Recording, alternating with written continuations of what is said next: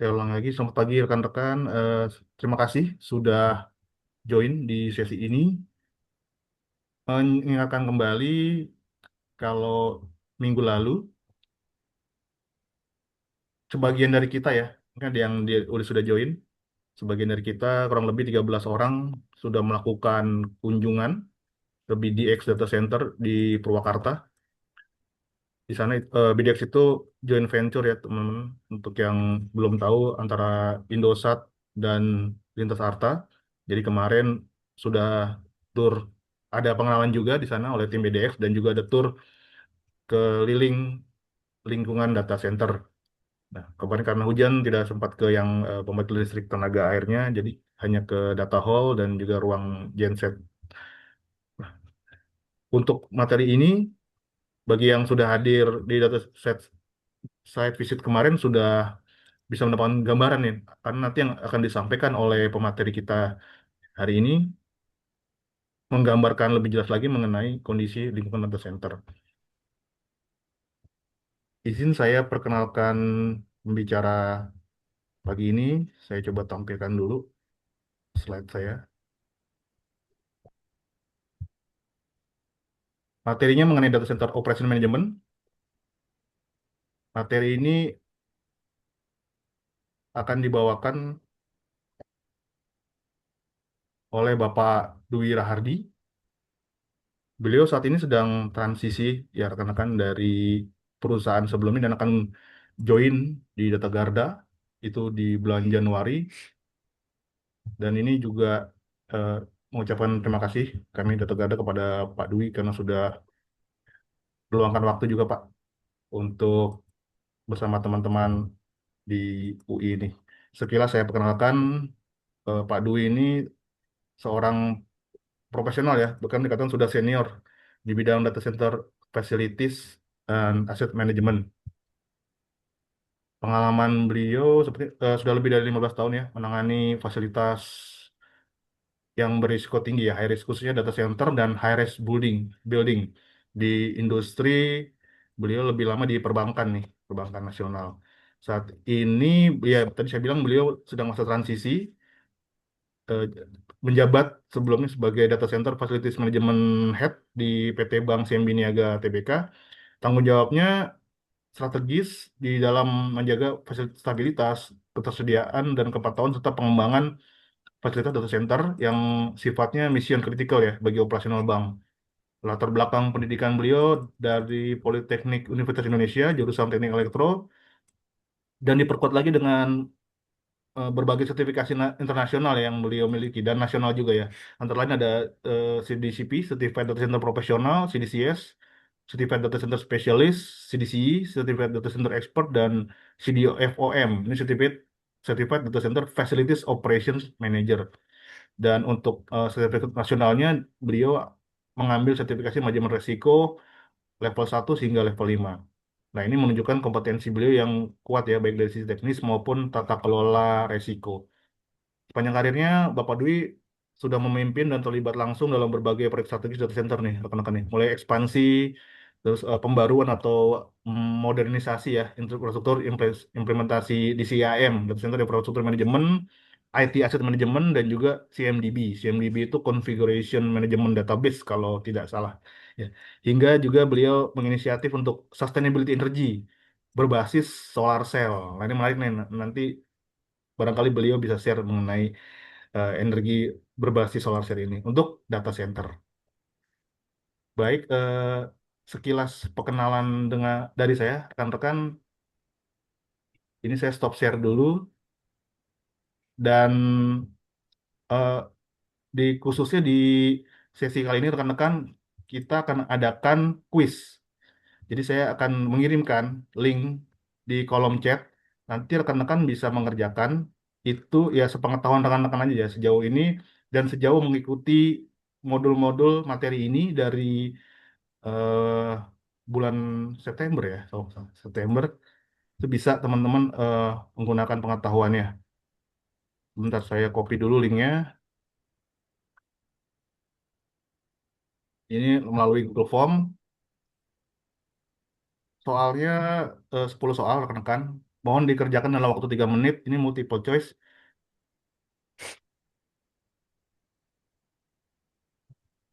Oh, saya salah kolom. Nih,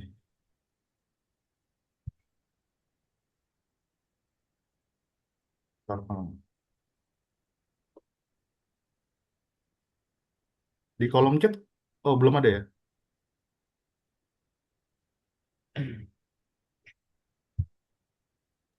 Belum masuk Pak Oh Mano? belum ya? Belum. Chat preview, new chat. Eh, Pak Wan, ini saya kalau tidak bisa kirim kenapa Pak? Chatnya, apa salah ya? Oh, mungkin bisa ke saya dulu Pak Mano, nanti saya kirimkan di Oh, kolom chat. Mana, boleh Pak? boleh Pak. Kenapa? Mau kirim di kolom chat Pak. Ini saya tidak bisa mengirimkan pesan ya di chat ya. Hmm, bi- Everyone. harusnya sih bisa semua ya, Pak. Coba. Iya, Saya coba tes nih. coba Pak. Tes dulu. Nanti saya tinggal respon chatnya. Saya juga nggak tahu nih kenapa. Coba saya kirim ya, Pak Mono, saya Boleh Pak bantu Dwi. boleh? Iya boleh Pak. Yang Masuk Pak. pretestnya Pak. Nah ini bisa nih Pak Dwi nih.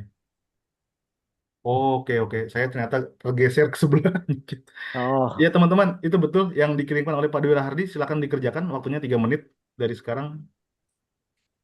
10 soal multiple choice. Silakan.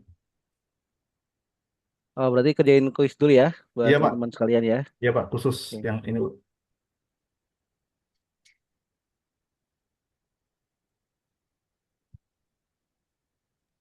Iya nih kerjain kuis kalian absen juga nih Pak. Pak Gede. Siap, Salam kenal siap. Pak Gede. Oh, salam kenal Pak Dwi. Izin, Iya, ya, izin. izin belum pernah ketemu langsung ya Pak Dwi ya. Ya, Belum. next time kita silaturahim Pak. Pak Siap, Gede. siap, siap, siap.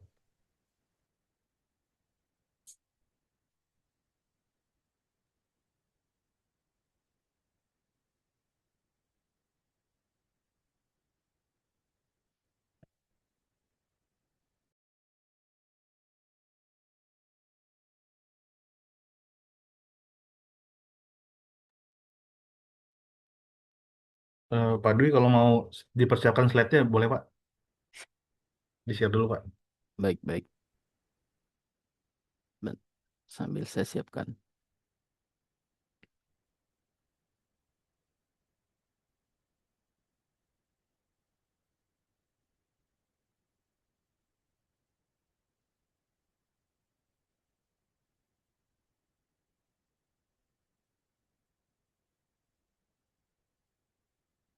Terus sambil admit yang baru bergabung.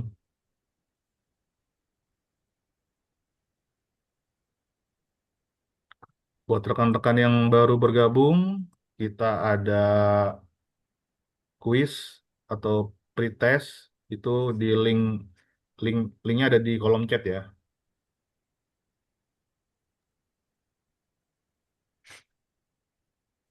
Mungkin kalau untuk yang baru bergabung bisa di copy ulang kali ya Pak. Karena Oh iya, oh ya, karena coba. biasanya yang telat masuk nggak kelihatan yang sebelumnya, chatting Coba. sebelumnya.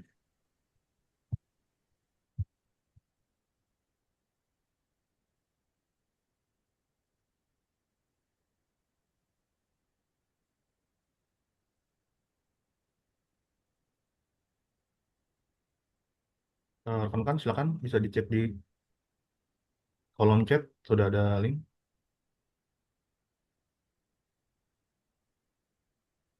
Kita akan start Ya. materi di 9.18 ya. Nanti saya kasih voucher yang kuisnya paling bagus dan tercepat. Wah, Uh, terima kasih Pak Dwi. Ya, Gojek nanti. Voucher Gojek aja ya. Siap. Saya top up. selamat. Pretest dan post-test ya, Pak Dwi ya. Ya, Nanti di akhir dua-duanya. ada post-test juga, teman-teman. Ya, ada dua Oh, tuh. nanti ada postesnya. Dapat Oke. dua Iya. lah. Dua voucher lah. Dua Siap, top up. siap.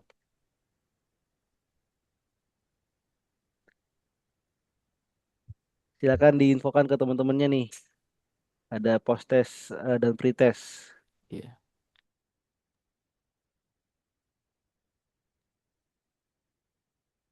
200.000 lah ya. Cukup ya. Terima Cukup kasih Pak. Pak. Ini kelasnya Pak Dwi emang istimewa nih Pak.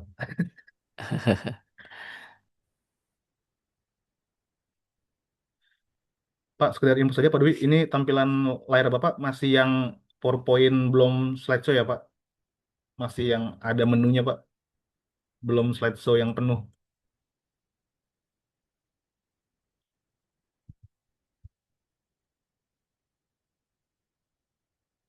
Mesti di slideshow dulu kan ya Pak? Jadinya tampilannya di slideshow. Hmm, bentar.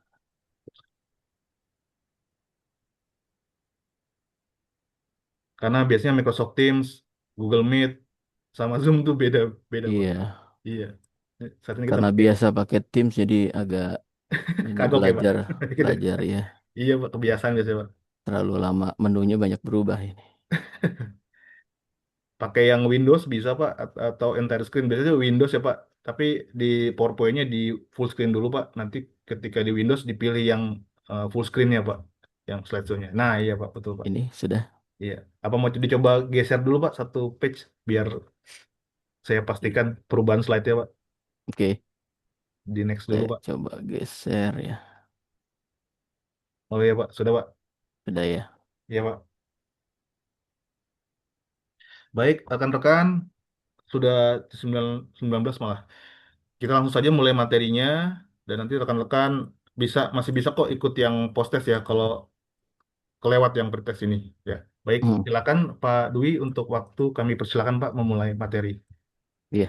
Bismillahirrahmanirrahim. Assalamualaikum warahmatullahi wabarakatuh. Salam. Salam kenal buat Pak Gede tentunya. Salam sejahtera, sehat selalu Pak. Juga buat rekan-rekan teman-teman mahasiswa ya. Kita sama-sama mungkin belajar di sini. Ya, tadi udah dibantu sama Pak Mono memperkenalkan mengenai saya ya. Alhamdulillah cukup lengkap tuh Pak Mono bikin reviewnya. Terima kasih Pak Mono dan Mas Awan ya Sama-sama Pak. udah bantu Sama-sama. support kita untuk kasih materi terkait dengan eh, Data Center Operation Management ya. Terima kasih nanti kalau teman-teman ada apa pertanyaan atau ada butuh konfirmasi boleh teman-teman bisa langsung di chat atau bisa melalui pertanyaan nanti di akhir. Oke, saya lanjut ya. Eh, Rekan-rekan, ya ini tadi sudah diperkenalkan. Nah, ini kita ada 8 bahasan. Kebetulan di modul ini ada mengenai Top Management Policy, Operation Prosedur, SOP, MOP, dan EOP. Nanti teman-teman akan bisa ngerti apa itu SOP, MOP, dan EOP. Sebenarnya ada lagi sebenarnya kalau untuk di perbankan itu adalah working instruction gitu ya. Tapi sebenarnya mirip-mirip dengan MOP gitu. Cuma kalau di kita memang dibedakan di perbankan. Terus kemudian kita bahas mengenai physical dan non-physical security ya. Ya, saya lihat nih teman-teman semua hampir apa namanya adalah mahasiswa teknik UI ya. Di pasti mengerti mengenai betapa pentingnya security ya. Nah, di data center itu dibagi dua, ada physical dan non-physical. Ya, bedanya hanya satu yang fisik, satu yang non-fisik atau kita sering sebut digital security. Terus kemudian nanti kita bicara mengenai, kita bisa bahas mengenai visitor management. Nah, visitor management ini adalah bagian dari physical security dan juga ada keterkaitannya dengan non-physical security. Jadi ini lebih ke sistem eh, pengelolaan manajemen visitor. Karena di data center eh, boleh dibilang sebenarnya data center tidak boleh dimasukin kecuali dapat izin. Ya, jadi artinya memang sangat-sangat di diharapkan jangan terlalu banyak masuk ke data center. Orang-orang atau bahkan material yang masuk ke data center itu tetap harus mendapat pengawasan dan apa namanya eh, security yang kuat gitu ya. Terus kemudian nanti kita bahas mengenai healthy, safety dan environment. Nah, ini di poin 5 ini penting. Ya, ini sekarang di dunia ini bagian dari yang kewajiban yang harus kita jalankan karena kita ingin punya bisnis baik di industri manapun ya. Kita harus mengedepankan mengenai kesehatan ya, safety dan environment untuk kelangsungan bukan hanya bisnis kita tapi juga kelangsungan kehidupan yang ada di dunia ini ya. Terus kemudian kita bahas mengenai nanti teman-teman terkait dengan monitoring, maintenance, dan reporting evaluation. Nah, ini adalah bagian dari salah satu siklus di data center terkait mengoperate bagaimana aset-aset yang ada di data center ini dapat di-maintain, dapat digunakan selama mungkin. Jadi karena aset di data center ini cukup mahal ya, mungkin bisa kalau dihitungan di data center tuh per square meter aja bisa beli rumah yang bagus gitu ya di Jakarta itu ya, bisa hampir per meternya bisa saya pernah hitung itu sekitar kita asesmen sekitar 300 jutaan per meter perhitungan satu square-nya data center. Makanya space di data center ini sangat-sangat mahal. Terus kemudian kita bahas nanti poin 7 bagaimana mengkalkulasi SLA. SLA ini adalah Service Level Availability ya teman-teman. Jadi kita calculate SLA ini adalah mengukur terkait kinerja eh, apa namanya aset-aset yang kita maintain atau yang kita manage gitu ya. Nanti di ke-8 adalah kita kasih lihat beberapa sampel mengenai prosedur-prosedur yang ada di data center.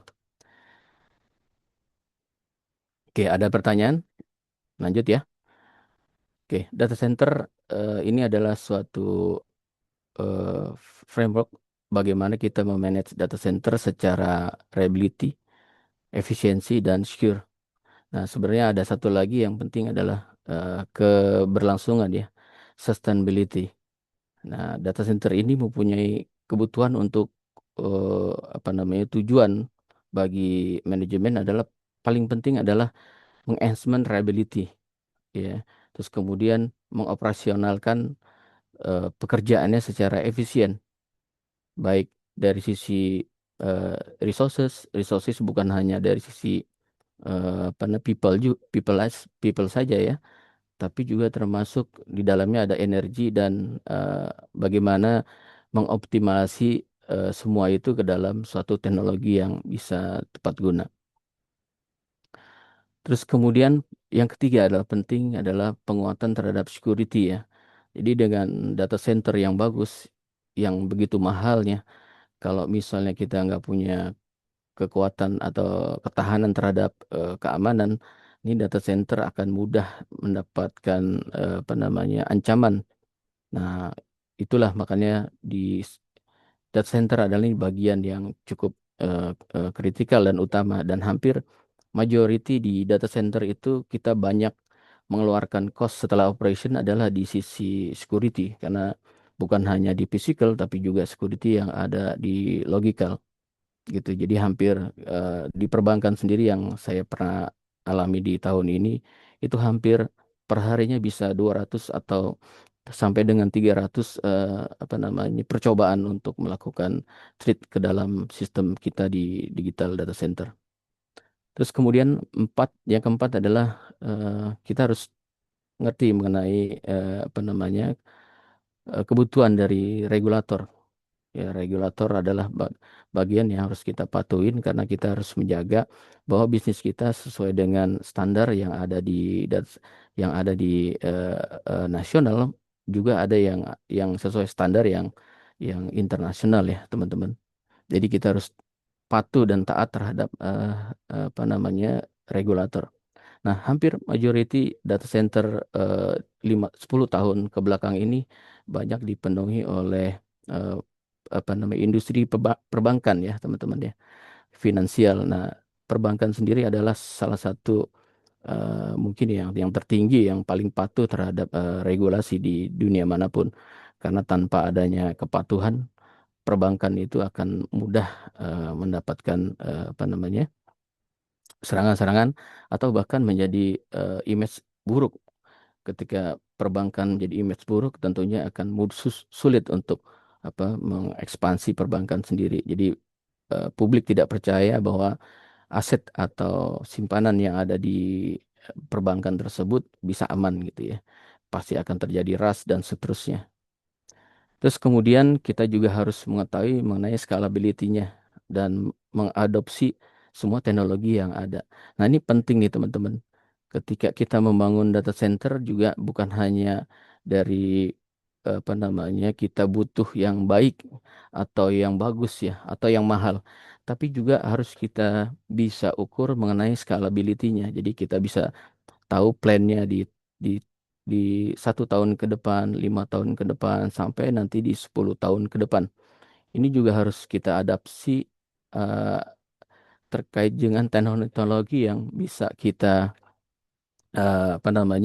kita pakai dan kita bisa optimalisasi di data center.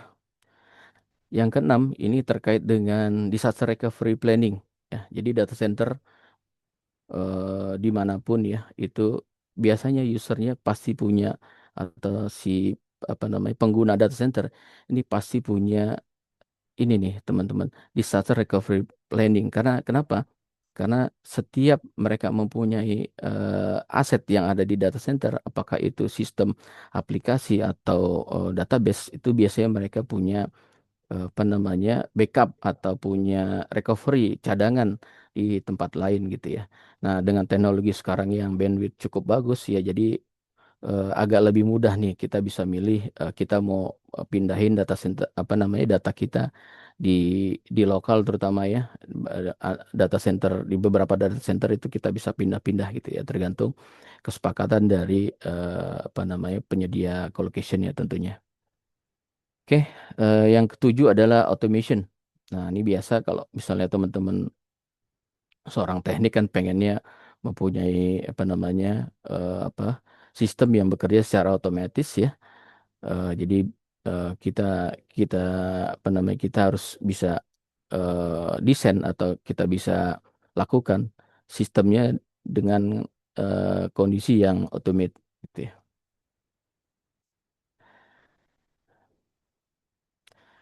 Nah, ini kenapa sih manajemen concern terhadap polisi-polisi tersebut ya, teman-teman?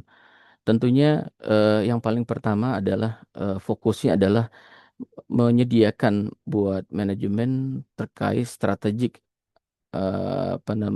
organisasinya. Jadi teman-teman kayak misalnya kita punya punya suatu organisasi atau minimal keluarga lah ya.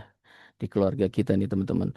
Pasti kita punya tuh strategi kita mau ngapain di tahun ini, tahun depan, sampai 5 tahun ke depan. Nah, ini terkait dengan polisi tersebut. Ini digunakan buat manajemen, buat memberikan direksional terhadap organisasinya mau dibawa kemana nih. Dalam hal ini organisasinya di data center ya, teman-teman ya. Nah, sekarang eh, kita banyak lihat 3 tahun terakhir ini ya, kita dimudahkan dengan server dengan AI ya. Nah, ini data center juga ikut ikut eh, menjadikan prosedur ini sebagai bagian yang harus diadopsi terhadap operation data center.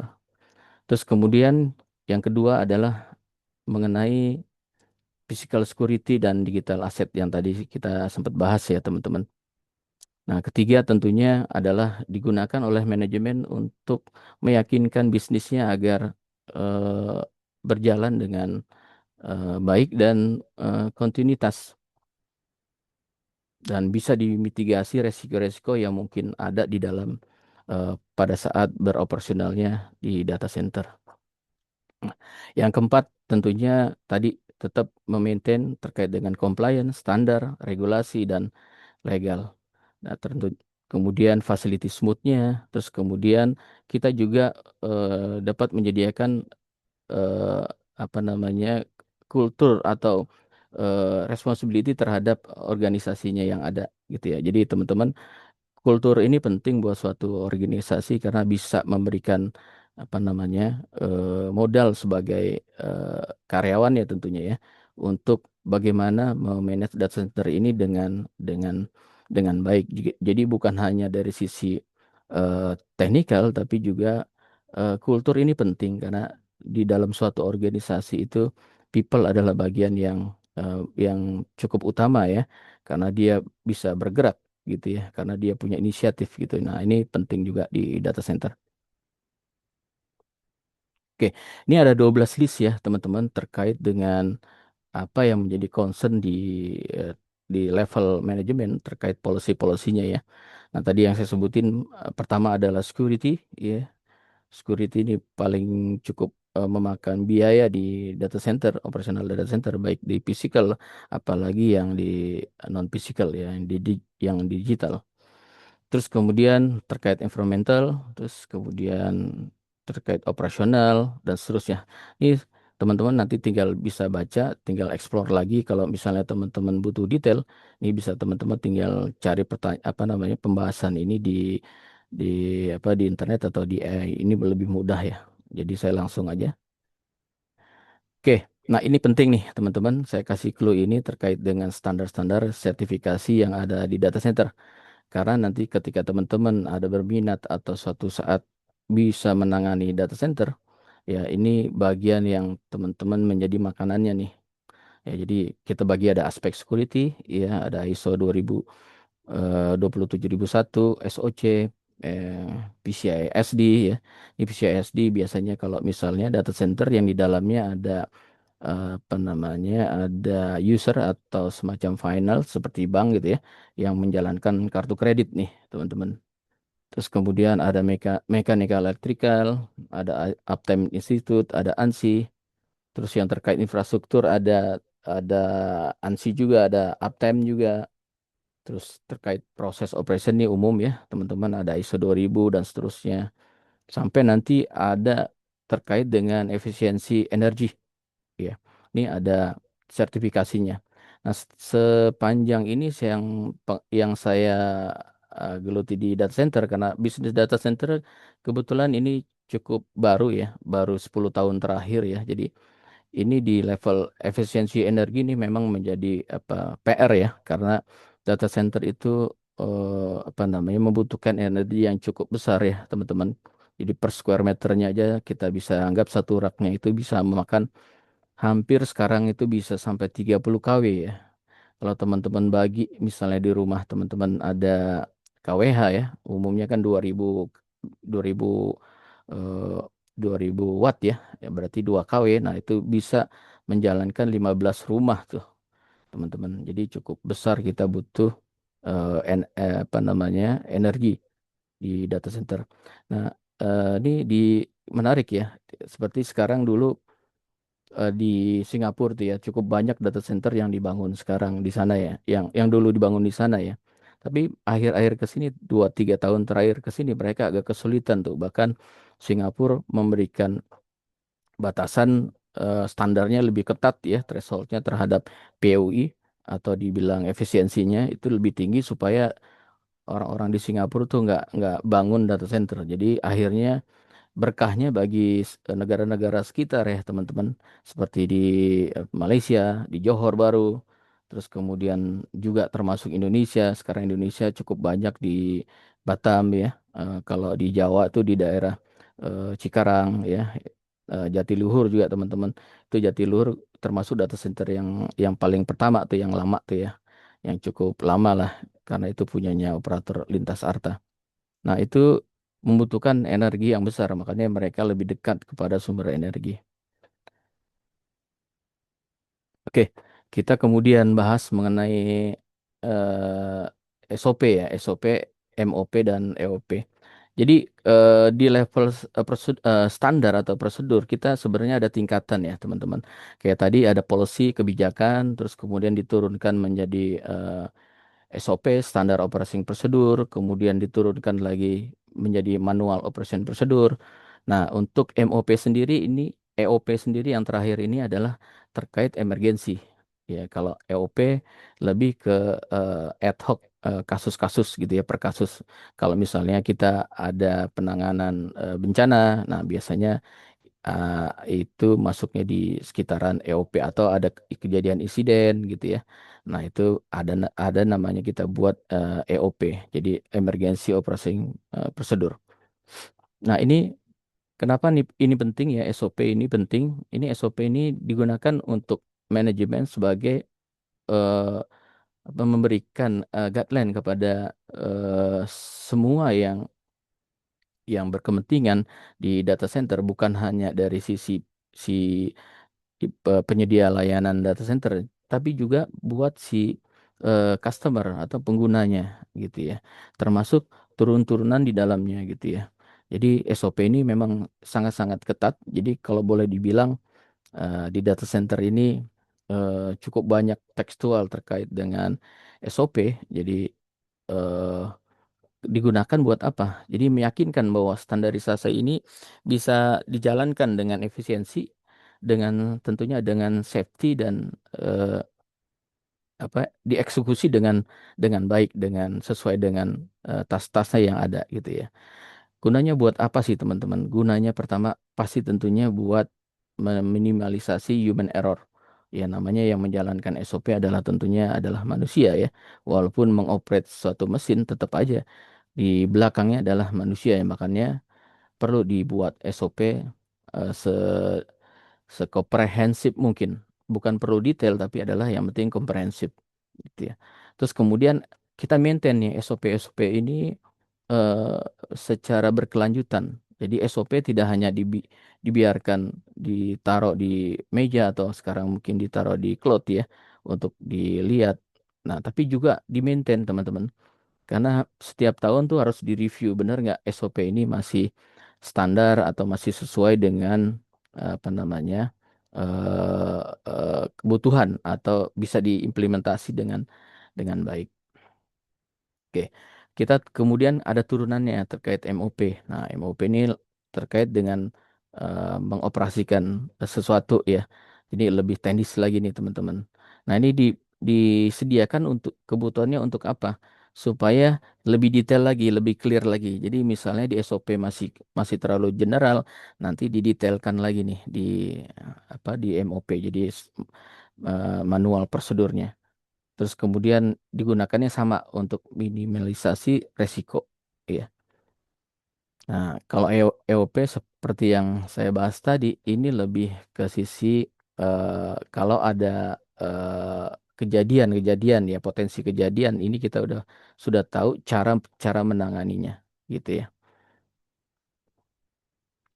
Oke, lanjut. Yang ini tadi sudah.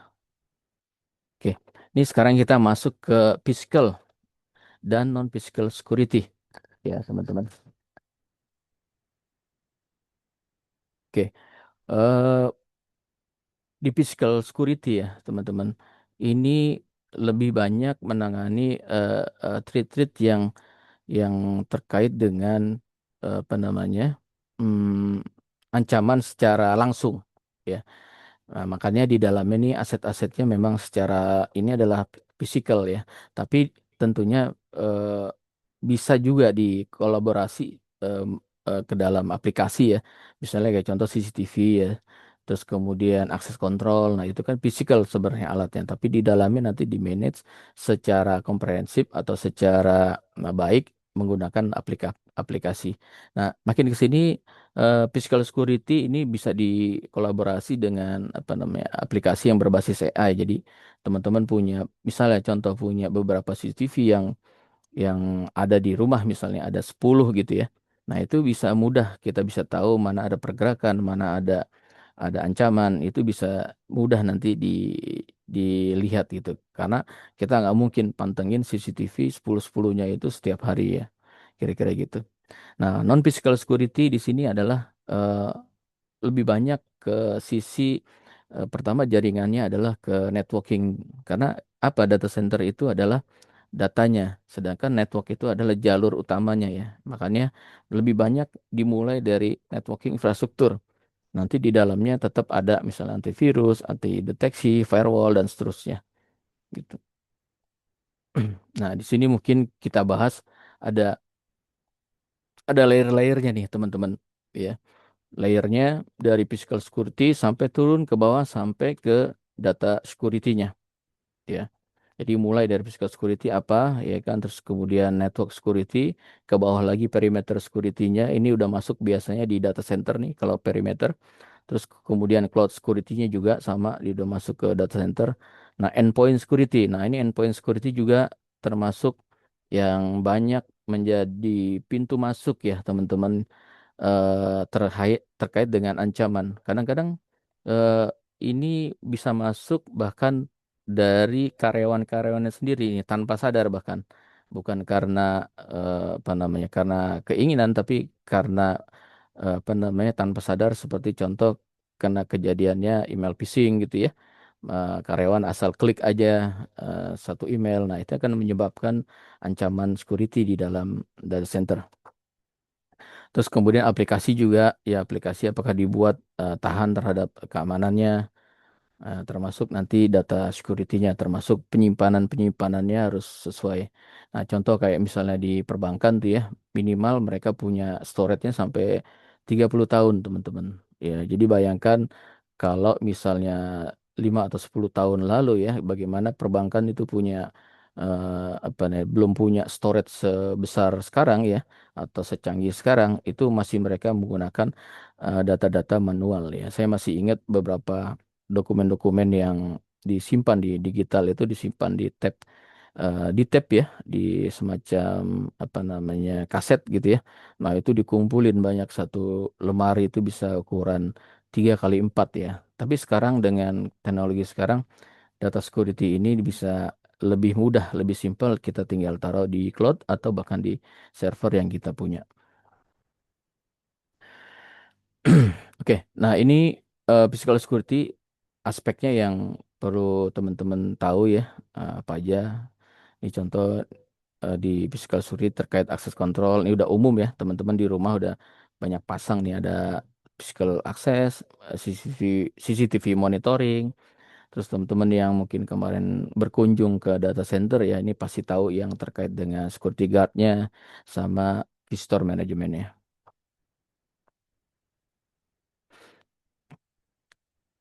Nah, ini yang aspek-aspek yang perlu menjadi apa namanya, perhatian buat non physical security di data center ya.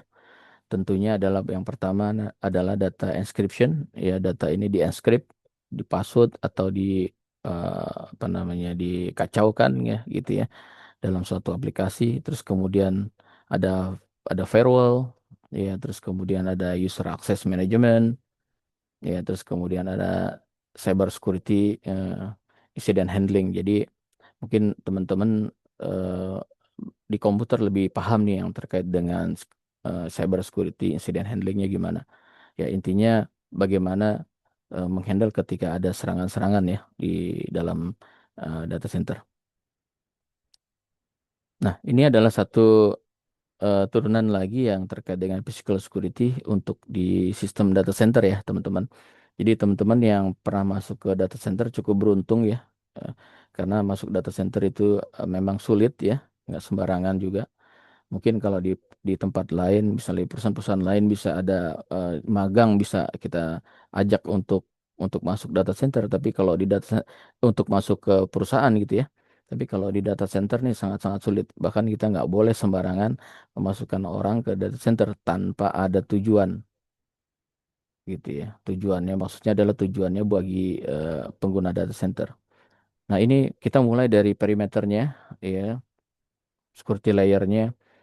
Ada CCTV, nanti kita ada guard house-nya, penjaganya, terus ada waktu masuknya ke dalam, ya itu biasanya ada barrier-nya, terus kemudian dilakukan personal access checking, terus kemudian nanti di lift juga ada apa namanya, akses juga, nggak sembarangan masuk ke dalam liftnya. Jadi teman-teman kalau misalnya kartunya hilang atau kartunya apa namanya, ketinggalan gitu ya, ini bisa kekunci di dalam gitu ya. Terus juga ada data hall-nya, ada CCTV. Terus kemudian di data centernya sendiri ada juga monitoringnya juga, teman-teman. Termasuk di dalam raknya nanti biasanya dipasangin akses kontrol juga gitu ya. Jadi pintu-pintunya tuh dipasangin akses kontrol. Nah, ini kebutuhan ini sangat dibutuhkan sekarang di data center karena itu tadi ya kita menjaga jangan sampai ada eh, apa namanya kebocoran apa namanya data atau bahkan yang lebih eh, apa besar lagi ada serangan ya teman-teman gitu.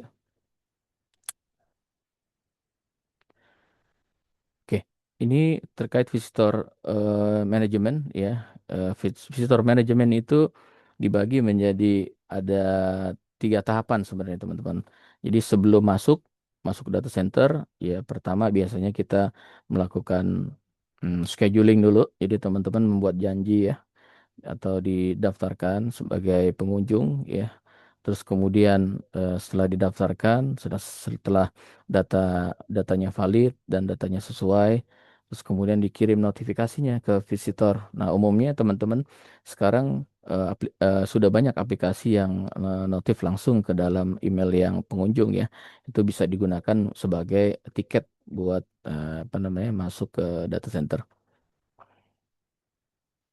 Nah, pada saat pengunjungannya gimana? Nah, ini biasanya teman-teman nanti akan didampingi nih sama eh, apa namanya sama timnya ya yang menjaga ya. Itu nanti dicek juga visitornya apakah sesuai.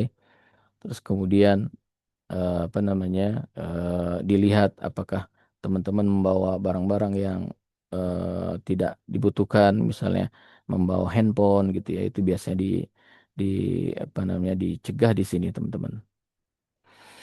Nah, pada saat visit ya dipastikan kunjungannya aman gitu ya. Nah, ini umumnya ya kalau di data center memang belum ada yang menggunakan topi apa namanya topi yang sebelah gambar ini apa topi safety ya. Nah, biasanya eh, tidak menggunakan nih. Harus ada beberapa center yang melarang malah menggunakan topi safety-nya karena takutnya ada jatuh atau apa gitu ya, teman-teman. Nah, ini after visit juga teman-teman di review nih sama tim kita yang di dalam nih ya di check out prosedurnya sesuai apa enggak gitu ya. Terus kemudian apa namanya ada indikasi dia melakukan sesuatu apa tidak gitu ya. Arti yang tidak sesuai tentunya buat kepentingan data center. Juga ada recording ya teman-teman. Ya tentunya log-log terkait dengan apa namanya identitas, terus kemudian CCTV itu biasanya di log minimal di 90 hari. Nah, kita di poin 5 sekarang udah masuk terkait dengan healthy dan safety ya. Ya, di data center nih penting nih teman-teman untuk menjaga kesehatan, keselamatan ya dan environmentnya sendiri ya teman-teman. Karena eh, data center tuh mempunyai apa namanya isu terkait gelombang elektromagnetik ya. Jadi teman-teman sebisa mungkin jangan juga terlalu lama di dalam data center walaupun secara penelitiannya saya juga belum terlalu banyak belajar ya, tapi memang ada pengaruh terhadap apa namanya cara kita bekerja di dalam data center. Jadi biasanya saya di mengelola data center tuh maksimal teman-teman bisa masuk ke dalam data center tuh 2 jam atau 3 jam. Setelah itu biasanya kita suruh keluar karena buat refreshing. Karena kalau terlalu lama juga membahayakan buat manusianya juga buat di data center.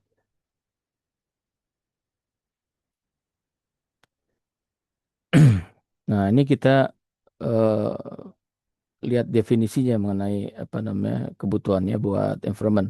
Ini gunakannya buat apa sih sebenarnya teman-teman? Pertama adalah untuk kebutuhan sebagai apa namanya eh, memanage eh, apa namanya sampah ya artinya maksudnya adalah jangan sampai eh, ketika kita mengelola data center ini menimbulkan efek buat lingkungan ya. Selain tentunya pasti adalah kita harus mengelola energi apa namanya data center ini sehemat mungkin, seoptimalisasi mungkin gitu ya. Dan kemudian kita juga jangan sampai beresiko terhadap lingkungannya.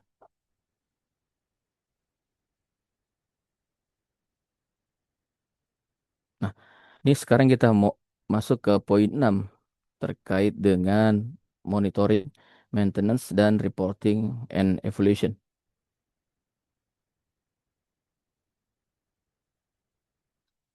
Oke, ini adalah gambaran secara umum yang ada di data center ya, teman-teman. Teman-teman beruntung kemarin yang bisa masuk ke dalam data center pasti bisa melihat kondisi aslinya ya, realnya ya. Ada di mana di dalam data center ada servernya, ada environment yang mendukung, ada akses control, ada connectivity-nya, terus kemudian ada cooling system, dan bagaimana juga dilengkapi dengan keamanan, ada fire system, ya kan, juga ada eh, power power power energinya ya, yang dibagi menjadi beberapa panel gitu ya biasanya, karena di data center tuh eh, power ini bagian dari yang paling utama. Ini seperti kalau di kerajaan tuh power tuh adalah rajanya dan cooling adalah ratunya tuh. Kira-kira begitu di data center. Nah, di data center untuk melakukan monitoring tuh kita bagi ada tiga sebenarnya teman-teman. Seperti tadi kita visitor management ya.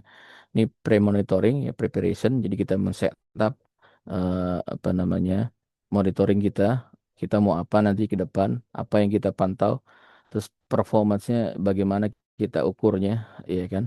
Terus terus dan responsibility-nya. Jadi kita harus tahu siapa nanti yang akan menjadi penanggung jawab terhadap monitoring ini, termasuk aturan-aturannya yang mesti dipenuhi oleh si apa namanya, si penggunanya, dalam hal ini adalah si operatornya gitu. Nah, ini penting nih teman-teman. Jadi ketika kita membangun suatu sistem monitoring data center, ini tiga tiga poin ini penting nih untuk diperhatikan. Nah, ini pada saat real time monitoringnya nih teman-teman. Nah, biasanya di posisi real time monitoring atau manajemen monitoringnya ini biasanya bekerja selama 24 jam non-stop tuh teman-teman. Karena memang operasinya data center kan 24 jam gitu ya. Makanya ini bagian dari tanda kutip kalau orang IT bilang kita dikutuk kalau misalnya kalau udah di data center tuh bekerjanya harus siap 24 jam. Kira-kira begitu teman-teman. Ya ini karena apa? Kita mesti real time monitoring 24 jam. Terus kemudian alert-alert yang ada di aset-aset kita ini harus kita pantau juga dan kita harus respon juga kalau misalnya ada alert ya. Apalagi ketika ada insiden ya, ketika ada insiden ini mesti kita handle ya kan. Cuma mesti kita bagi nih insidennya, kita klasifikasi lagi apakah insiden ini urgent atau insiden ini hanya hanya apa namanya, kecil gitu ya atau minor gitu ya, atau ini mengganggu operasional atau tidak. Nah, itu juga mesti dibagi-bagi ya. Terus kemudian jangan lupa adalah di dokumentasi. Ini paling penting karena umumnya dokumentasi ini suka dilupain sama si apa namanya, operator. Karena umumnya orang-orang teknik tuh ya begitu. Umumnya mereka anggap administratif itu nggak penting. Padahal ini bagian dari suatu sistem yang mesti diterapkan di data center gunanya untuk mereview nanti hasil-hasil apa yang kita udah kerjakan. Nah, yang tentunya yang terakhir adalah pada saat post monitoringnya nih teman-teman. Artinya report-report yang 24 jam 24 jam tadi nih ini di review atau didokumentasi ya kan ke dalam suatu sistem. Nanti ada yang daily biasanya, ada yang monthly atau bahkan weekly, terus kemudian ada yang 3 bulanan, ada yang yearly dan seterusnya. Sampai nanti kita bisa ukur selama 5 tahun nih teman-teman. Jadi dokumentasinya harus harus sangat-sangat kuat dan sangat ketat gitu ya. Beruntung karena kita punya sekarang adalah dokumentasinya lebih banyak digital, jadi ya nyimpannya lebih mudah gitu ya. Terus kemudian data-data tersebut digunakan buat apa? Tentunya buat mengukur performance ya. Performance apa namanya? Operasionalnya data center ya. Terus kemudian kita bisa mengukur apa namanya? Bagaimana eh, kontinuitas dari apa pekerjaan kita gitu ya. Masuk apa yang mesti kita bisa improve di data center. Ya, karena kan data center tentu akan berkembang terus ya. Seperti kita di rumah ya punya tadinya keluarga kita ada bapak ibu doang gitu ya. Suami istri, kemudian punya anak mesti bikin kamar, punya anak dua mesti bikin kamar dua dan seterusnya sampai mungkin anak cucu gitu ya. Kan pasti berkembang kalau misalnya kita punya rumah, kita pasti akan berkembang juga rumahnya gitu ya. Nah, ini seperti di data center mirip-mirip sama gitu ya. Jadi kontinuitas ini harus di apa namanya? di dijadikan perhatian dan harus ada improvementnya.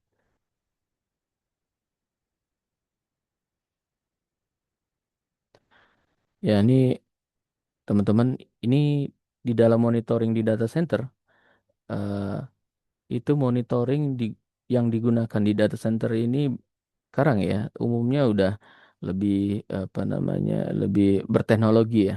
Mungkin kalau 10 tahun ke belakang masih banyak teman-teman seperti teknisi saya sendiri waktu itu masih manual ya. Sekarang semua udah menggunakan digital ya. Bahkan udah real time otomatis menggunakan kalau di data center itu ada DCIM ya Data Center Infrastructure Management juga ada biasanya kolaborasi dengan BMS-nya Building Management System.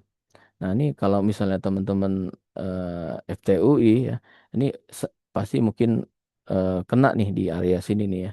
Artinya eh, bisa membangun suatu sistem BMS dan DCIM ini cukup kuat nih di dalam data center. Ini biasanya nih kolaborasinya dengan teman-teman yang pakar di bidang apa namanya coding ya, nih biasanya nih teman-teman. Karena hubungannya dengan setting-setting ya kan, konfigurasi.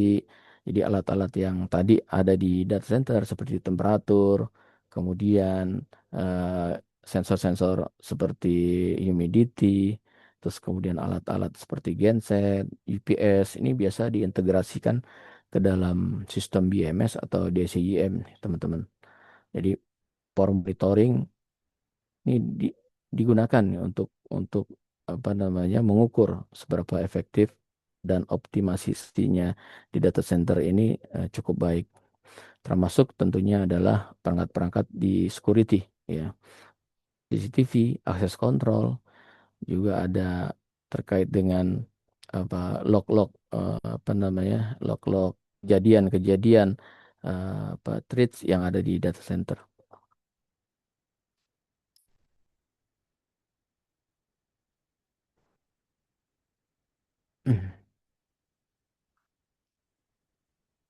Oke, teman-teman ada pertanyaan?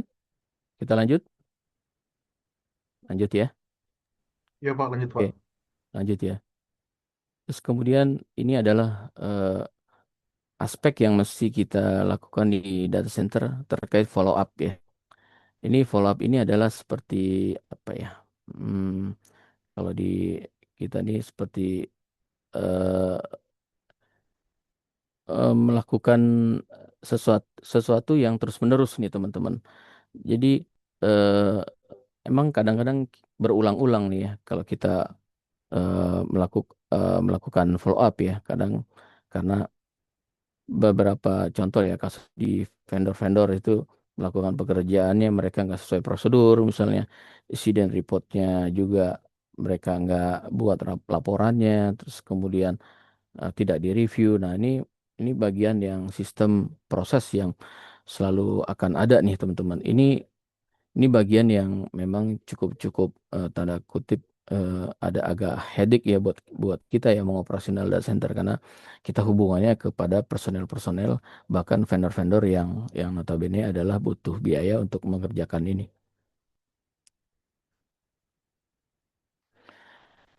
Nah, ini teman-teman pasti akan ketemu nanti di dunia manapun ya, baik di data center atau di industri manapun ada 3 poin ini ya teman-teman. Jadi maintenance, perawatan. Jadi aset-aset yang ada di data center maupun dimanapun tentunya harus kita maintain ya teman-teman.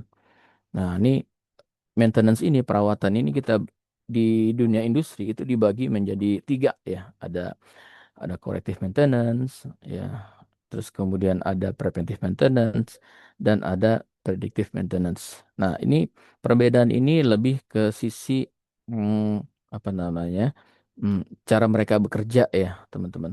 Jadi kalau contoh misalnya corrective maintenance ini lebih mengerjakan sesuatu yang sudah menjadi temuan terjadi eh, dalam istilahnya break maintenance gitu ya, terjadinya fail atau suatu insiden ya, biasanya ini dikerjakan sebagai dikelompokkan sebagai corrective maintenance ya, kayak misalnya contoh kita punya di rumah itu adalah mobil ya, mobil kita misalnya di tengah jalan tiba-tiba bannya rusak, nah itu kita bilang sebagai corrective maintenance. Nah, poin kedua adalah preventive maintenance. Ya, sebenarnya urutannya harusnya preventive maintenance dulu nih, teman-teman. Ya, jadi preventive maintenance dulu kita jaga, kita rawat ya. Baru kalau misalnya sepanjang kita rawat itu udah oke. Nah, kadang-kadang baru kejadian kayak contoh mobil tadi ya, kita udah rawat, kita udah servis, tiba-tiba ada kejadian bannya rusak. Ya, kira-kira itu. Nah, itu kan suatu insiden yang kita nggak mau terjadi ya. Nah, tapi yang paling utama adalah sebenarnya preventive maintenance nih, teman-teman. Kita jaga supaya eh, aset-aset yang ada di data center ini bisa dipakai selama mungkin ya. Karena teman-teman tadi tahu bahwa data center ini cukup mahal, jadi biaya mahal ini tentunya pengennya bisa bervalue sepanjang mungkin dan seuntung mungkin. Nah, ini makanya bagian yang sangat penting di data center melakukan preventive maintenance. Nah, poin tiga adalah terkait dengan predictive maintenance. Jadi kalau ini adalah lebih memprediksi. Nah, biasanya predictive maintenance ini diambil dari data-data yang ada di preventive maintenance maupun di corrective maintenance. Nah, sebagai review lah sebenarnya. Nah, jadi ini lebih kalau di dunia industri perbankan ini adalah lebih inisiatif jatuhnya atau improvement gitu. Nah, memang challenge-nya adalah untuk melakukan predict maintenance ini adalah challenge-nya adalah biaya karena biaya ini akan mengimpact kepada sistem budgeting kan nih. Ya, jadi karena ini sesuatu yang perkiraan ya, artinya bisa iya, bisa kejadian, bisa tidak gitu kan. Nah, makanya ini memang bagian yang cukup unik nih di predictive maintenance gitu. Karena biasanya di predictive maintenance ini cost-nya cukup besar ya, teman-teman gitu ya. Cukup besar dan sesuatu yang prediktif ya, perkiraan kan gitu ya. Jadi manajemen biasanya challenge-nya cukup besar di cost ini nih teman-teman, predictive maintenance.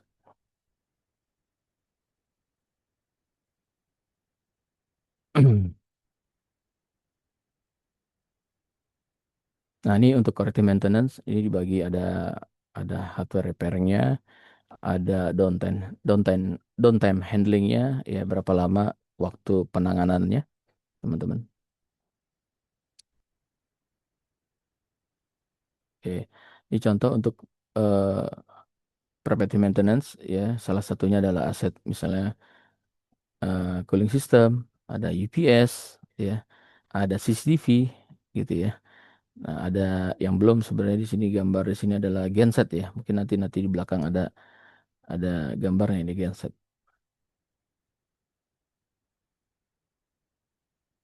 Nah, ini predictive maintenance teman-teman. Jadi predictive maintenance ini ada 5 poin yang mesti kita dapat nih. Monitoringnya, data analisisnya, terus kemudian kita bisa ukur thresholdnya, data maintenance eksekusinya yang pernah dilakukan, terus sama bagaimana nanti monitoringnya berjalan ya teman-teman. Nah, ini aspek ini biasanya dibutuhkan untuk menjadikan suatu predictive maintenance bisa cukup kuat untuk dipropos kepada manajemen. Nah, tentunya ada reporting juga nih ya teman-teman. Biasa ini bagian yang harus ada di sistem operasional kita. Ya, ada insiden operasional, performanya, terus kemudian maintenance reportnya kita jaga, terus kemudian security auditnya, ya.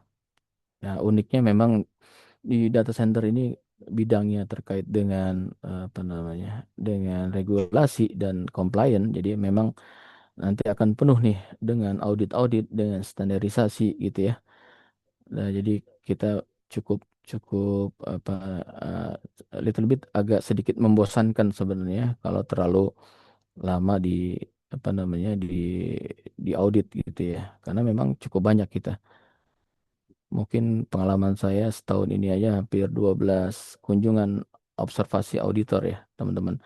Dari beberapa eh, pihak baik eksternal, internal, regulator maupun dari apa namanya hmm, standar-standar yang mesti diajukan gitu ya. Oke, nah tentunya eh, setelah kita monitoring ya, setelah kita melakukan apa namanya eh, reporting, tentunya ada reviewnya nih teman-teman, ada evaluasinya. Nah, evaluasinya itu ada sebelum, sesudah, ya kan, pada saat eh, berlangsung, ya kan. Terus kemudian juga kita bisa ukur tadi yang di depan tadi adalah eh, service level agreement-nya, ya. Nah, biasanya SLA ini sangat penting diukur ya teman-teman, karena biasanya terkait dengan kontrak kita kepada eh, customer, ya. Karena ini biasanya ditaruh di dalam perjanjian kontrak kita utama tuh. Jadi biasanya kita jaga nih sini nih SLA reviewnya nih, jangan sampai apa namanya keluar dari SLA, karena kalau keluar dari SLA nih bisa kita kena denda, dan itu cukup besar kalau kita misalnya kena masalah ya. Walaupun operasionalnya berjalan tanpa ada downtime, tapi kalau SLA-nya nggak dapet, ini akan jadi apa namanya kerugian buat pengelola data center. Nah, ini teman-teman nanti bisa baca sendiri atau bisa lihat ya bagaimana cara mengukur SLA-nya ya. SLA-nya di data center. Ini salah satu contoh aja sih sebenarnya. Karena di SLA data center ada, seingat saya yang saya tahu ada sekitar 6 poin ya yang diukur ya, atau apa namanya metodenya ya. Nah, ini salah satunya ya. Ini terkait dengan SLA availability ya. Ada SLA availability ini perhitungannya adalah dibagi dari downtime-nya berapa lama dibagi dengan total operasionalnya ya. Ya kan, ini downtime ini adalah waktu di mana si layanan ini tidak bisa digunakan ya, teman-teman. Bukan hanya bisa saja layanannya ini adalah servernya masih hidup, tapi koneksinya mati. Nah, ini bisa dibilang downtime, teman-teman. Nah, ini contoh kalkulasinya ya, teman-teman. Ya, misalnya downtime-nya 30 hari, ya kan. Terus kemudian dikali jam, 24 jam, ya totalnya dari sekian gitu ya. 43 menit gitu ya.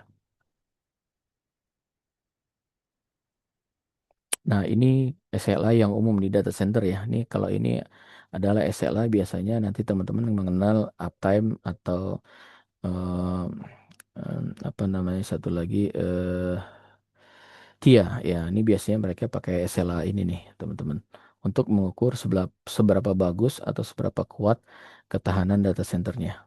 Ya, tentunya nanti aspek-aspeknya banyak yang diukur.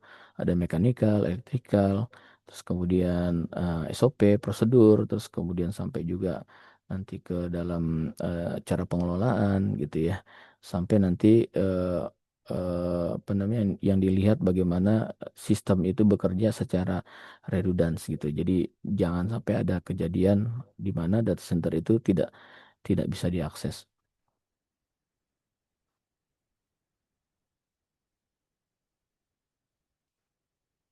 Ya, ini teman-teman komponen yang sangat apa namanya ibaratnya efektif, artinya maksudnya yang sangat impact kepada keberlangsungannya SLA kita nih ya. Ini ada UPS ya, tentunya ada generator, ada kemudian juga ada harusnya ada AC di sini ya, teman-teman. Nah, terus kemudian kita juga bisa mengukur bagaimana recovery prosesnya nih, teman-teman. Jadi pastikan jangan sampai disaster recovery-nya ini tidak bisa dilakukan. Nah, ini sangat-sangat apa namanya impact yang negatif nih buat keberlangsungan bisnis gitu ya. Karena recovery ini penting eh, untuk keberlangsungan bisnis kita. Karena kita nggak bisa 100% percaya kepada salah satu site aja atau salah satu aplikasi atau server saja, tapi kita harus punya backupnya di tempat lain gitu supaya bisnis kita tetap berjalan.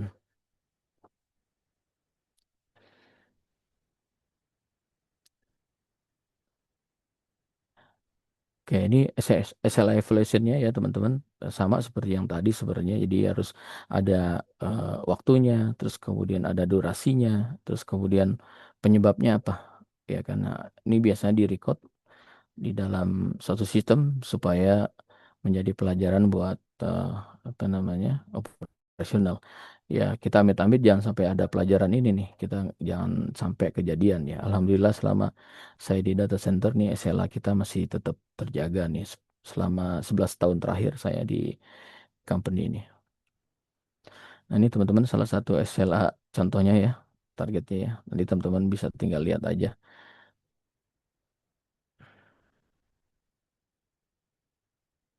Oke, ini sekarang kita contoh contoh mengenai operasional prosedur ya, teman-teman. Nah, mungkin teman-teman yang kemarin berkunjung di sana ya, di Jatiluhur, teman-teman mungkin bisa lihat nih secara real aset-aset apa saja yang di-maintain ya atau yang digunakan ya. Nah, ini semua tentunya ada prosedurnya, teman-teman. Nah, karena prosedur ini digunakan buat manajemen untuk menstandarisasi, ya kan, supaya tujuan si alat-alat ini bekerja ini dengan efisien, dengan kondisi yang normal ya, gitu ya. Jangan sampai ada kejadian-kejadian emergensi.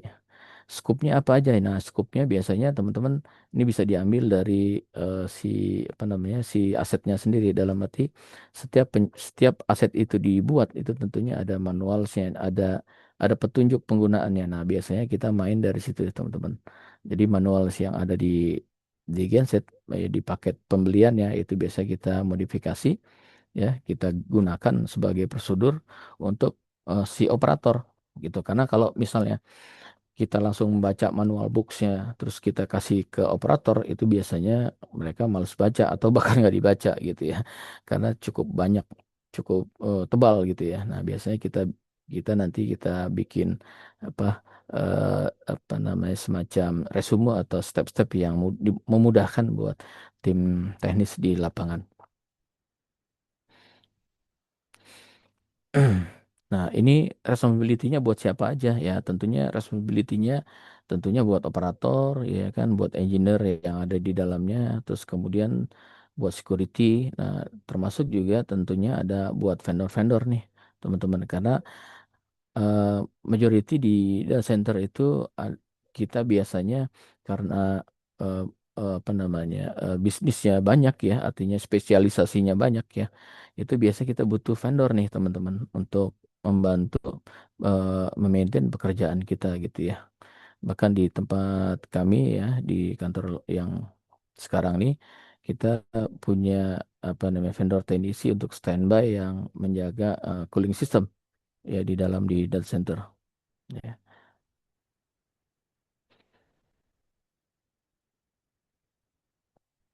Nah, ini prosedur-prosedur yang ada di genset ya, teman-teman. Biasa ada pre-operasionalnya, terus kemudian safety check-nya apa saja yang dicek gitu ya. Nah, meyakinkan bahwa eh, apa namanya semua perangkat bisa dioperasikan dengan baik ya. Ini logikanya seperti kita mau masuk mobil ya, teman-teman. Pasti umumnya kalau teman-teman yang eh, yang sering naik mobil atau berkendara pasti dilihat dulu misalnya kondisi ban ya kan, terus kemudian di dashboardnya kalau kita nyalakan mesinnya itu yakin nggak akinya masih bagus atau bensin masih full gitu, masih penuh gitu ya. Nah, ini seperti itulah kira-kira gambarannya.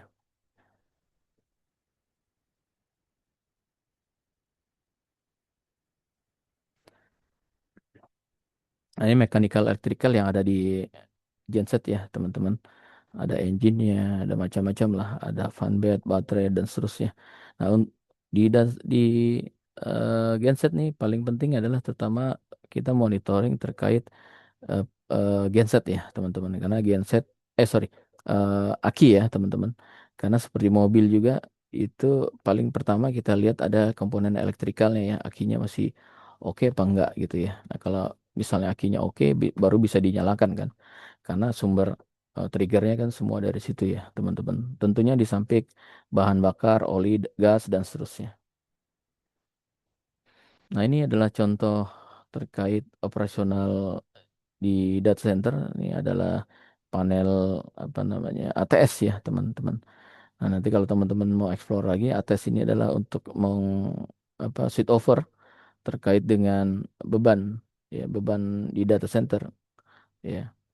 Karena sumber di data center tuh umumnya banyak ya, teman-teman. Bukan hanya dari PLN, beberapa ada yang membangun sendiri ya, eh, apa namanya power system ya. Seperti di Cikarang tuh mereka membangun sendiri sistemnya dari apa namanya dari sumber lain ya. Dalam hal ini kalau nggak salah, seingat saya dia pakai diesel juga gitu, tapi sistemnya berbeda gitu. Nah, ini untuk men-switch over nih. Ya. Kalau di kami kebetulan kita ada punya PLTS tuh. Nah, ini alat yang digunakan untuk men-switch over nih terkait bebannya. Nah, di sini juga ada tombol-tombolnya, ada buat buat switch-switchnya yang dicek apa aja gitu ya, teman-teman. Ya, ini cukup cukup banyak ya. Nah, ini contoh kondisi gensetnya ya, teman-teman. Ini buat power system mandiri yang ada di data center ya dari genset. Ya, kita cek performanya, voltage-nya, load presentasi, oil pressure, ya kan sampai dengan baterai tadi charging ya. Terus kemudian visualisasi observasinya, ya kan. Nah, yang benar sebenarnya observasi visual dulu harusnya nih. Kita salah poin nih. Nanti visual dulu, baru kemudian kita tes performance-nya. Ya, jadi sebelum masuk ke dalam, sebelum kita mengoperasikan apa namanya genset nih, kita mesti apa namanya mengecek ya, melakukan observasi visual terhadap lingkungan dulu. Jadi jangan sampai kita ngoperasiin genset dalam keadaan di mana gensetnya tidak siap atau ada sesuatu yang menyebabkan genset ini bermasalah gitu ya. Bisa aja ada kucing di dalam ya kan gitu ya, atau tikus gitu ya. Gitu. Apalagi ada beberapa data center itu yang menaruh power hose-nya itu di luar. Nah, biasanya mereka masuk, ada ada burung masuk ke dalam knalpotnya tuh, teman-teman. Saya pernah kejadian 3 kali seperti itu, gitu ya. Nah, akhirnya kita kurung knalpotnya pakai apa? Pakai jaring supaya si burung tidak masuk ke dalam knalpotnya.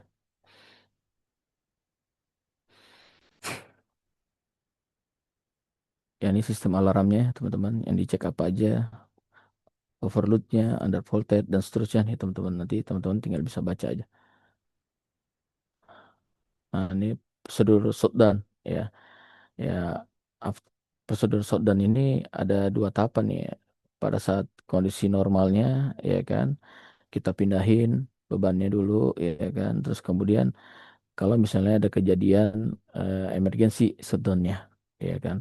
Ini biasanya kita bilang sebagai tombol EPO. Jadi kalau misalnya beberapa data center tuh menerapkan ketika ada emergency case, itu mereka me- memasang semacam tombol emergency itu yang merah tuh biasanya dipakai untuk mematikan sistem supaya tidak kejadian misalnya ada short circuit akhirnya tidak bisa dimatikan, akhirnya kebakaran kemana-mana gitu ya. Nah, ini juga cukup penting nih beberapa bagian. Tapi biasanya tombol EPO ini dilarang masuk ke sistem data center hall-nya karena di data center hall tersebut kita inginnya sama sekali nggak ada kejadian interupsi terkait dengan downtime power gitu. Jadi makanya tidak dipasang tuh biasanya. Nah, ini operation prosedur terkait dengan operasional genset, ada daily check ya kan. Ini yang dicek apa saja ya. Ini mirip-mirip seperti mengecek mobil kita lah teman-teman ya. Cek fuelnya ya kan. Pastikan apa namanya switch-switchnya udah bekerja apa tidak, normalisasinya gitu ya. Gitu. Nah ini fuel refill prosedurnya ya teman-teman. Nah uniknya di data center ini memang eh, apa namanya solar atau bahan bakar itu kita jaga jangan sampai lebih dari atau minimum dari 70% ya teman-teman, dan maksimum di 95%. Jadi kita nggak boleh sampai habis sama sekali, karena kita takut kalau misalnya ada kejadian pemadaman ya genset ini dipakai bisa dalam jangka waktu lama. Karena ketika kita minta refill solar nih biasanya butuh waktu di Pertamina itu ya, atau di misalnya di sel gitu ya, itu waktunya bisa prosesnya bisa 3 hari. Jadi teman-teman eh, ketersediaan genset apa solar terhadap terhadap operasional genset ini sangat penting ya.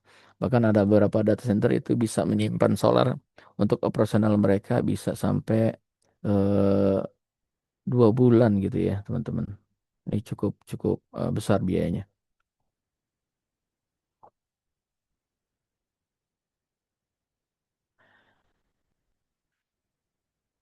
Nah ini terkait dengan prosedur operasional tasnya ya.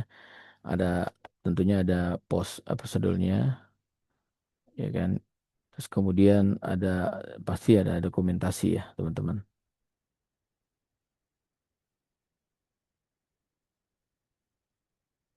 Ini sebenarnya sudah ya tadi kita bahas nih. Maintenance daily inspection ya ini sama juga. Ini terkait inspeksi-inspeksi yang ada di genset operasional ya. Weekly maintenance. Ini kalau ini weekly maintenance ya sama monthly maintenance. Nah, biasanya kita terkait maintenance ini mengikuti petunjuk yang ada di manual sheet-nya genset, karena setiap genset punya karakter masing-masing teman-teman. Walaupun sebagian besar 80% hampir sama sebenarnya. Gitu. Tapi ada beberapa genset yang punya apa namanya spek tersendiri gitu ya. Contoh misalnya genset yang kita bilang drops gitu ya, eh, apa diesel UPS gitu ya. Nah itu mereka punya spesifikasi khusus tuh. Nah ini ada quarterly maintenance, ada annual maintenance juga gitu ya. Nah ini corrective maintenance prosedurnya, kita deteksi ketika ada masalah ya. Ini biasanya sistemnya sekarang udah automate ya, udah menggunakan BMS dan DCM, jadi lebih mudah. Nah, ini trouble shooting dan repairingnya, ya kan, ini prosedur-prosedurnya yang mesti dilakukan. Paling pertama ada mengisolate dampaknya dulu, ya kan, terus kemudian mendiagnosa masalahnya apa, kemudian melakukan perbaikan. Nah, after perbaikannya seperti apa, ada reportnya nggak, gitu ya, sampai nanti kita meriset atau mengclearkan alarm yang ada sistem, di sistem BMS maupun di DCIM. Nah, ini setelah melakukan maintenance tadi ya, korektif ya, pastikan genset bekerja lagi, siap bekerja lagi ya, nggak ada masalah. Terus kemudian tegangan juga dicek lagi sampai nanti genset itu di dokumentasi. Biasanya sekarang kita foto ya kondisinya, status auto manualnya, karena bisa aja di statusnya BMS atau di CM itu kondisinya normal, tapi di aktual di modul apa di tempat di mana modul sistemnya itu berada itu kondisinya kondisi auto. Ini biasanya ada kesalahan, misalnya kesalahan apa namanya komunikasi biasanya teman-teman. Nah ini penting juga nih jadi perhatian, karena saya pernah kejadian seperti itu tuh. Jadi statusnya kondisinya auto, tapi di aktualnya jadi masih posisinya posisi manual. Nah, ternyata setelah diselidikin ada koneksi komunikasi yang tidak masuk ke dalam sistem BMS. Nah, ini dokumentasinya ya teman-teman. Ya banyak, ada daily, weekly, dan seterusnya. Tadi teman-teman sampai lihat ada yang tahunan ya. Oke, Oke, mungkin sampai terakhir ini materinya ya, Pak Wono ya, sudah habis ya kayaknya ya. Oh, baik. Mm-mm. Pak Dwi, Nah, terima kasih Pak Dwi. iya. Nah, rekan-rekan, untuk kita lebih memperdalam pemahaman kita, silakan untuk saat ini sesi dibuka untuk tanya jawab. Bagi rekan-rekan yang bertanya bisa langsung open mic atau menulis pertanyaan di kolom chat. Terutama boleh kali ya kalau Pak Gede izin untuk beberapa satu atau dua orang mahasiswa yang bercerita saja singkat kunjungan kemarin ke Mm. Mm-mm. data center ya. Bagus. Iya, Iya, benar bisa bagus itu. mungkin apa yang bisa dipelajari singkat saja teman-teman. Kemarin ada Yes, silakan. Darmawan Hanif ya, Evander ya kalau nggak salah ya. Saya kebetulan tidak Oh ikut nggak Pak, ikut ya? di Sorry sorry. data center. Maaf maaf. Siapa yang kemarin ikut bisa pernah cerita aja ke teman-teman yang Mm-mm. tidak Evander hadir. mungkin Evander, silakan Evander. Iya. Iya, Pak. Oke. Jadi pertama yang kemarin itu yang di data center yang di Jatiluhur benar kayak kata Bapak Mono itu udah banyak banget materi yang kita baru pelajarin pada hari ini itu memang udah kita lihat realnya yang kemarin Mm-mm. itu. Jadi kemarin ya seperti kata Pak Mono juga kita lihat ke data hall-nya, kita lihat ke aset-aset fasilitasnya kayak misalnya sistem BMS-nya, kemudian sistem kelistrikannya, dari sistem generatornya tadi juga kemarin juga udah kita lihat juga, udah dijelasin juga sama pihak data center-nya mengenai spesifikasinya dan yang lain-lain juga dan kita juga lihat secara langsung sih kayak untuk containment-nya dari rak-raknya sendiri juga kita udah lihat. Juga dari dijelasin juga soal itu sistem pemadaman apinya dan lain-lain gitu sih Pak. Soal Iya, iya. ininya. Untuk manajemennya sendiri juga kita udah dikasih tahu kalau misalnya dia mau ada kayak tadi misalnya predictive maintenance itu mekanismenya bagaimana. Kalau misalnya untuk akses masuk dan keluar filter itu juga bagaimana keamanannya dari sisi fisikal dan non fisikalnya juga. Itu sih Pak yang kemarin. Ya, terima kasih Evander. Oke, good. Dari Evander mau ada pertanyaan nggak di sini? Udah tahu cukup jelas ya. Mungkin buat rekan-rekan yang kemarin tidak ikut ke data center, dipersilakan teman-teman untuk bertanya.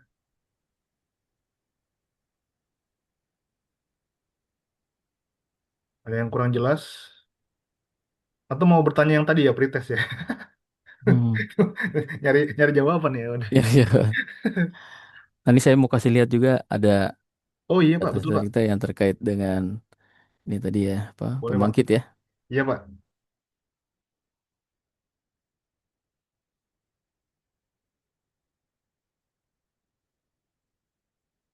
Oke Pak, sudah kelihatan Pak. Udah kelihatan ya. Oke, tunggu tunggu. Ini kayaknya saya salah pilih tadi. Screen.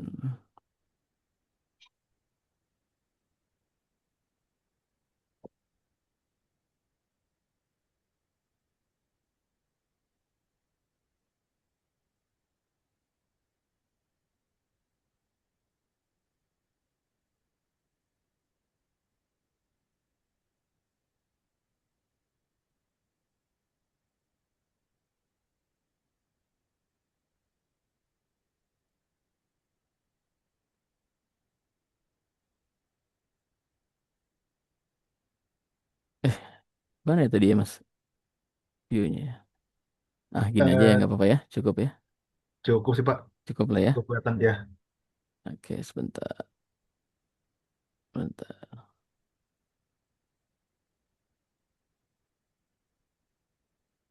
Screen-nya screen apa tadi ya Mas? Oh iya Pak, di slide share ya. Sorry, yang full screen itu Pak. Slide habis itu nanti di tab-nya Pak dipilih yang versi yang full screen-nya Pak. Full screen ya. Iya,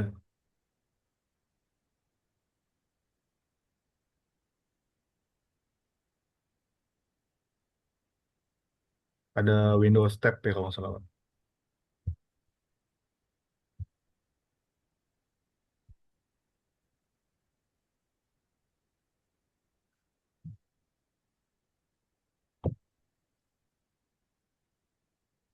Kalau enggak yang tadi aja Pak, ini slide yang terbaca yang slide itunya yang Hmm, terbagi ada notes-nya Pak. Kalau gini nggak apa-apa Pak, tinggal di eh, maksimalkan terlihat jelas kok Pak. lihat ya. Iya Pak. Nah, ini teman-teman salah contoh mungkin kalau boleh kita bilang ini data center yang 100% di power supply dari PLTS nih ya, teman-teman. Belum banyak data center yang di di menggunakan menggunakan solar panel ya atau solar cell untuk mensuplai data center. Karena ini memang pertama tentu biayanya cukup mahal ya karena apa namanya menggunakan perangkat-perangkat elektronik yang cukup banyak nih ya teman-teman. Ini salah satu site-nya ada di mungkin teman-teman kalau berkunjung di Shambi Niaga tuh ya itu di belakang ada site-nya tuh teman-teman. Ini lumayan kita bisa ambil apa namanya dari matahari sekitar 50 kilowatt ya teman-teman. Jadi boleh dibilang hampir 100% kita di backup dengan PLTS ini nih. Tapi ya itu, kalau PLTS kan pada saat matahari apa namanya bersinar aja ya. Tapi kalau misalnya tidak bersinar, nanti dia akan berbagi peran dengan apa sumber PLTN yang ada di kita, PLN maksudnya, yang ada di kita. Ini salah satu inovasi yang mesti ini. Nanti ke depan teman-teman pasti akan temuin ini lebih banyak di apa namanya di Indonesia nih gitu ya. Ini salah satu yang boleh dibilang ini inisiatif yang cukup bagus yang kita lakukan di perbankan. Jadi mungkin data center perbankan Indonesia belum belum ada nih yang 100% menggunakan PLTS nih teman-teman. Gitu. Mungkin di rumah sih udah mulai banyak ya sekarang ya. Gitu ya. Ini salah satunya. Kalau yang di Jatiluhur kemarin kan PLTA ya, Mas Magiono ya, PLTA. Oke, Iya Pak. itu yang Betul Pak. saya share. Yang di Jatiluhur kemarin pembangkit listrik tenaga air ya. Iya. Mas saya kemarin agak lupa Pak. PT-nya PT Tirta apa gitu yang Hmm. gaya. Oke, silakan sambil Ya. ngisi itu Oh, kali, postes ya Pak ya. proses. Oh ya Mm-mm. rekan-rekan, bentar. Mm-mm. Tadi pagi yang sudah hadir, kami sharing rekan-rekan untuk pretest. Jadi untuk kuis ya, semacam kuis lah ya. Mm-mm. Sekarang diberikan post test. Ini tenang saja, tidak berpengaruh terhadap nilai ya. Karena nanti Nilai. kan ada mid test dan exam. Tapi untuk sesi ini saja untuk mengukur teman-teman sejauh mana sih memahami materi yang disampaikan oleh Pak Dwi. Ini sudah Mm. tampil belum? Ada di kolom chat saya berupa Google Form. Ini soalnya 20 menit rekan-rekan. Jadi bisa dikerjakan dalam waktu 5 menit ya. Oke, silakan Iya. dimulai dari sekarang. Nanti yang nilainya tertinggi kita kasih 200.000 lah top up. Minta nomor Gojeknya. Ya, aman Pak. Alamat email dan beberapa nomor handphone sih seharusnya sudah ada Ada ya. masuk Oh data ya. ketika data center. Nanti kalau nggak ada saya tanya ke Pak Gede Pak. Ya. Siap-siap.